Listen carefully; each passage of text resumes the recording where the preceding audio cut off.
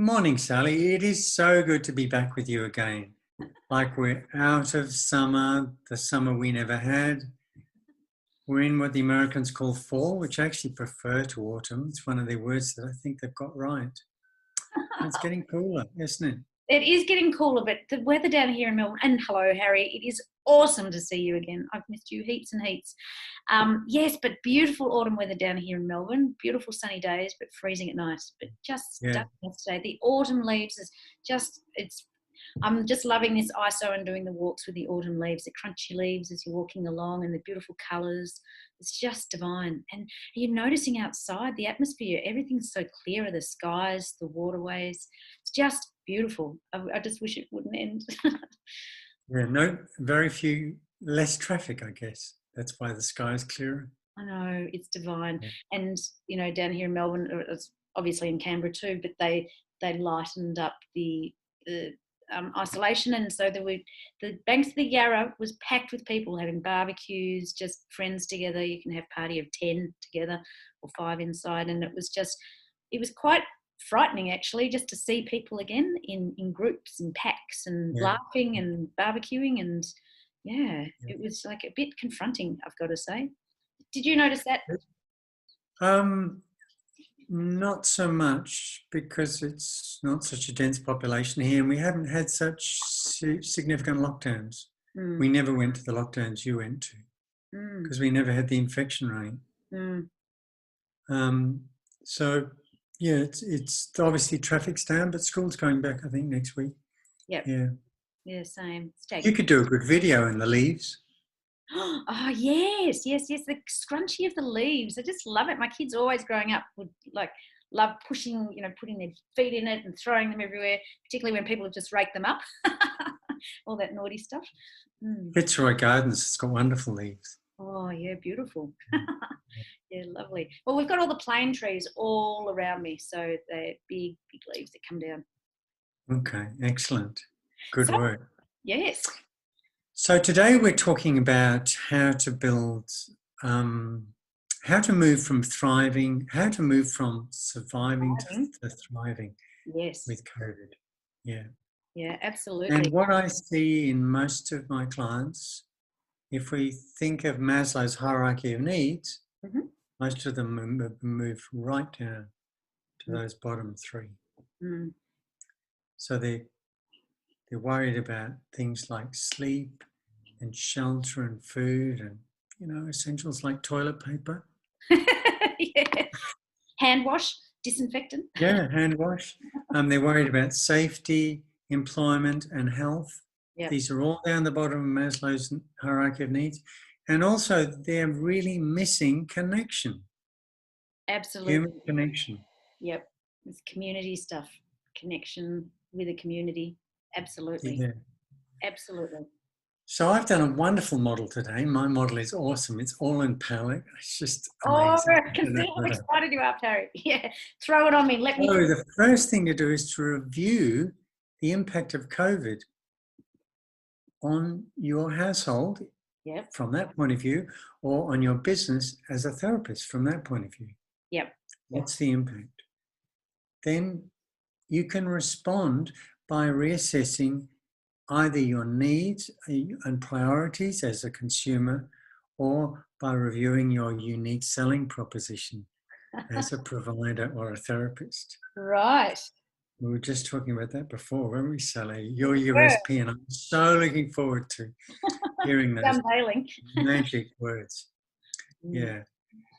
So my USP is I'm the learning difficulty expert, and I move bright, sensitive kids towards, rediscover a love of learning.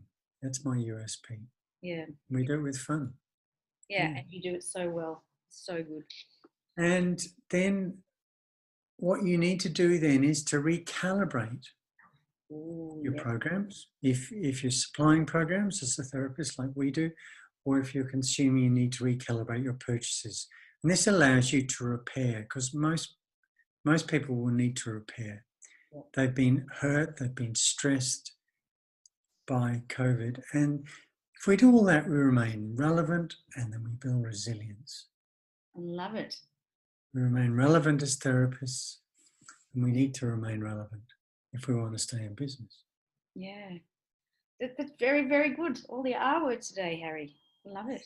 I love it. But One of the things I don't like about the impact of COVID is that it's accelerating transition to digital. And I don't like that because I get my buzz out of people face to face.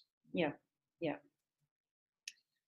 Well, it'll be interesting to see the other side because life's going to change. It's not going to be exactly the same, and a lot more people will be working online from possibly from home. Yeah, even learning, kids and schooling, and it's become very much a heavily based digital world at the moment. So yeah, but coming out the other side, I just love your model. I love it.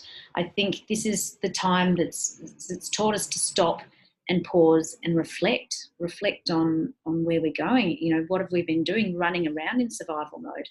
Just getting off that hamster wheel, that rat race of like having no time out for ourselves to really stop and pause and say, is this what I really want to be doing? Is this the life I'm really choosing? When you're transitioning from survival mode to thriving mode, it's bringing back that joy, that fun, that happiness into your life and saying, am I doing what I really want to be doing in life? Is this the working career that's really bringing me joy? And it's having that time to stop and evaluate, what really does bring me joy, and aligning those passions with your skill sets so that you can be thriving, so that work isn't seen as work as a hardship. It's something that you're passionate about. Like you're working with kids and really passionate about what you do.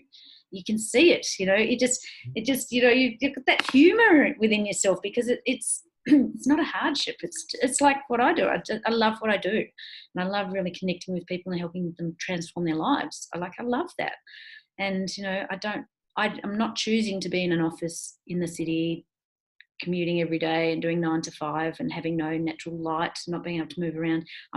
That doesn't bring me joy. And I've spent a lot of time really stopping and reflecting and pausing and what does bring me joy and happiness, and stepping into that, because that's survival mode. It's running on that male energy of, it's work, career, finances, hunter-gatherer, all that sort of stuff. Whereas the thriving mode is more of the female energy, the nurturing, the caring, the loving. It's just the joy. It's just absolute joy. It's heart stuff. It's, rather than just surviving and just, paying the bills and working hard and collapsing. And, I think this has really helped, this period of time in isolation has helped people stop and have a look at their lives. So many of my clients are having a lot of heart stuff come up. They're actually allowing themselves the time to then connect into what brings them joy and what makes them happy. What have you got in there, Harry? How did the secret box today? Oh, the koalas. Oh, that's hilarious. This is a puzzle we're doing at the moment. Because it's winter, we do a puzzle. So it's a koala puzzle. Yeah. Very like Dame Edna koalas. It's so funny. Yeah. That's a good one. Interesting. And I mean, in terms of the big cities like down under, Melbourne, Sydney, Brisbane, what is going to happen about people commuting on public transport? I know. No idea. I know. And if they all go to cars, well, what's going to happen? Yes. So I think you're right. Things are going to change. They're never going to be the same. No. Travel will be different. Travel for sure. We're planning a trip to the centre when all the travel restrictions get lifted. But that's the beauty. We'll be able to travel within our own backyard. So often we just escape off to Bali or Thailand or somewhere, some other country. But now it's like stop and have a look in your own backyard, or even New Zealand, opening up the borders with New Zealand. Such a stunning, beautiful country. So boosting each other's economies would be great. Yeah. Aren't we blessed? So I think one of the impacts of COVID is that it will amplify the value of face-to-face. Yes. Yeah. Because it'll become more special. Yeah. And the other thing I think it'll do is it'll build an opportunity to strengthen regional and local networks. Yeah, good point. Because there's been a lot of stuff about how, and I felt this myself, on Zoom calls, I end up at the end of the call feeling less energized than before. Something about the platform and the interaction, which is energy sapping. Yep. And so, yeah. Yeah, absolutely. There has to be something in there because I'm spending so many of my hours each day on Zoom. I had 5.5 hours straight yesterday, and I was just flat. I was just like, whoa, drained. It was crazy. And yeah, hopefully there's some research into that. Big time.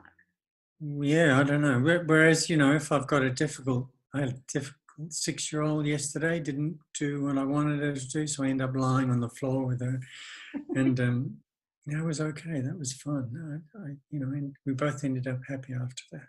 Yeah. And I came across something which was really a strategy to cope when the child or the person you're with becomes totally unreasonable. And this is my 3 steps for today. Yep. Which you can apply to any really stressful situation.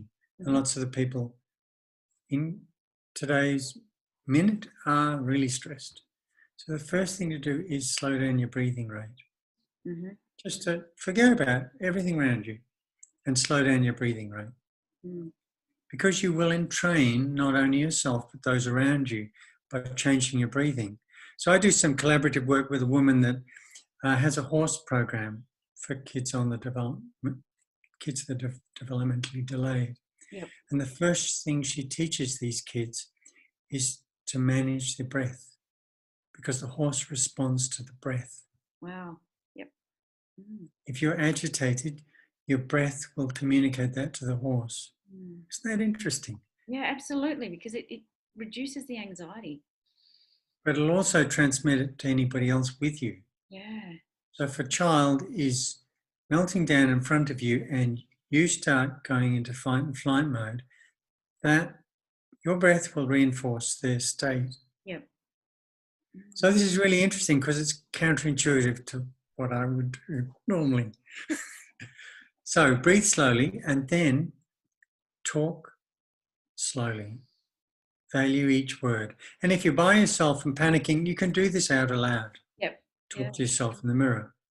Talk slowly. I love this. Yep. And the third thing is smile. I mean, really smile. Yeah. Smile with your eyes. Yeah. Smile from inside. Smile with your eyes, because we don't like fake smiles. Yeah. Yeah. So if you do all of those, you can actually defuse a situation. It's really interesting. I love the talk slowly. The breathing, we often talk about breath, but the talk is slowly calming it down. Yeah. And smiling with your eyes, Harry. I love those. I really love that. Really love that. So, yeah, it's interesting. I got most of the structure of this actually from an article that McKinsey and Company put up for corporations. Yeah.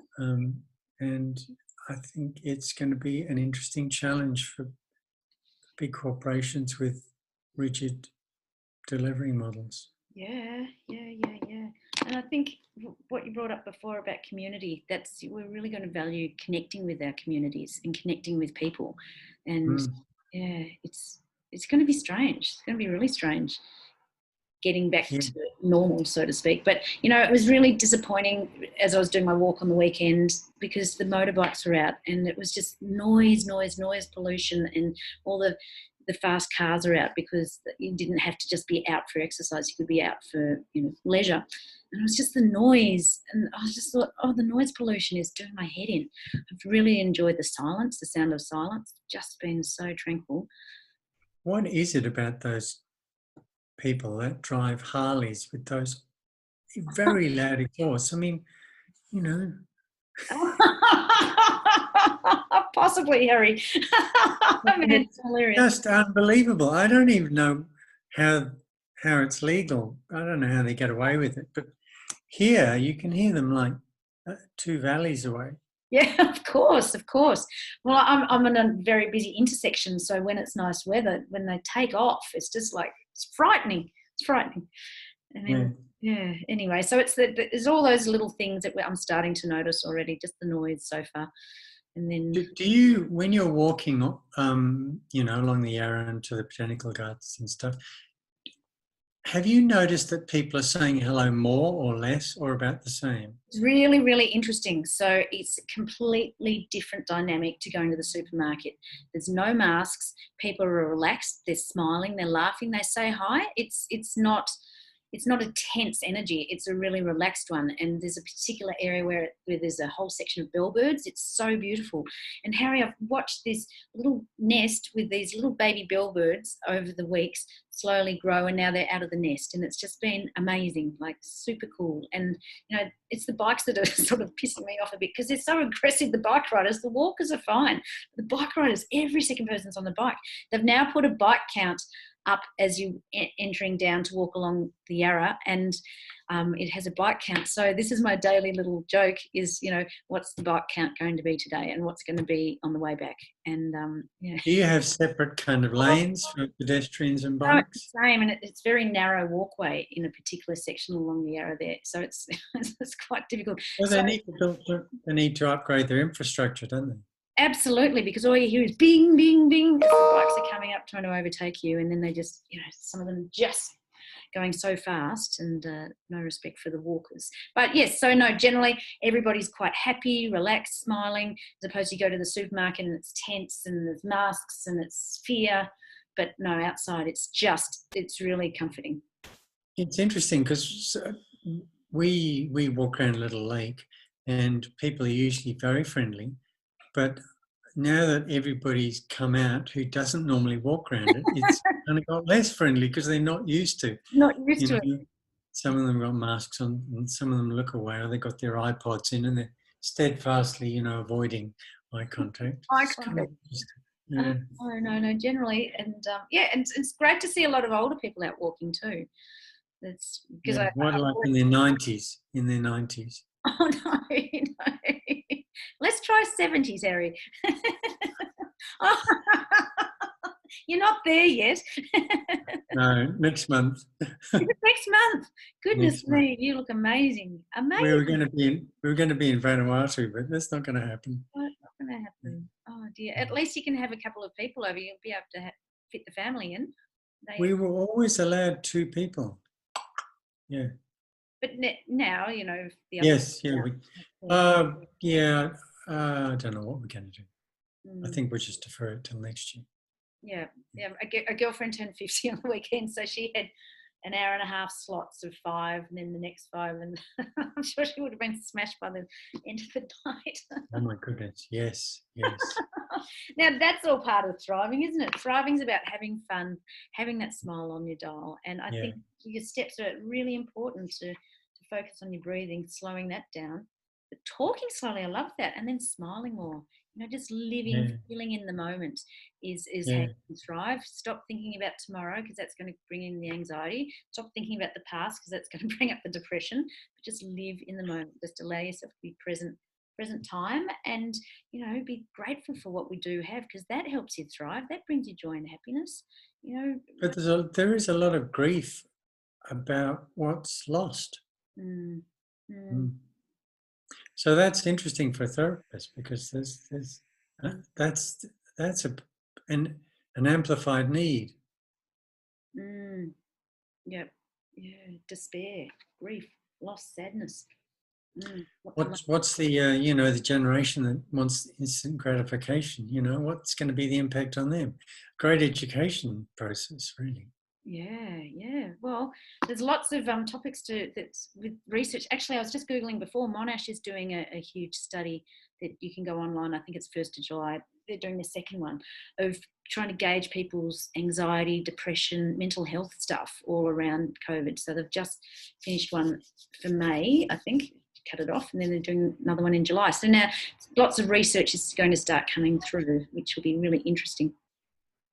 So my favourite app for depression is Mood Mission. That was co-developed in Monash and Swinburne. Yeah, I did download that and have a look at that. That's quite good. Yeah, so it's been really interesting, because it's the great unknown, isn't it? We just don't know. We don't know if ScoMo's going to be re-elected. We don't know if Trump is going to be re-elected. Yeah. Or or Boris. I mean, what a trio. Oh, OMG. I mean, December, is it November or December in the States, the re-election? I'm not sure. I think it's this year. Yeah, I'm pretty sure it's December. and it's not that far off. So interesting times, Harry. But yeah. Well, I'm ready to thrive. Are you? I'm already thriving. I'm just loving this. I'm loving this. It's the best. Definitely. Yes. Mm. And you get your kids back next week. That's good. Well, that's good. Back to school. So, or some of them. Yeah, it'd be really good. Then I'll be thriving more. Get some noise in this house. Good. Okay. Catch you next week. Okay. See you later. Bye.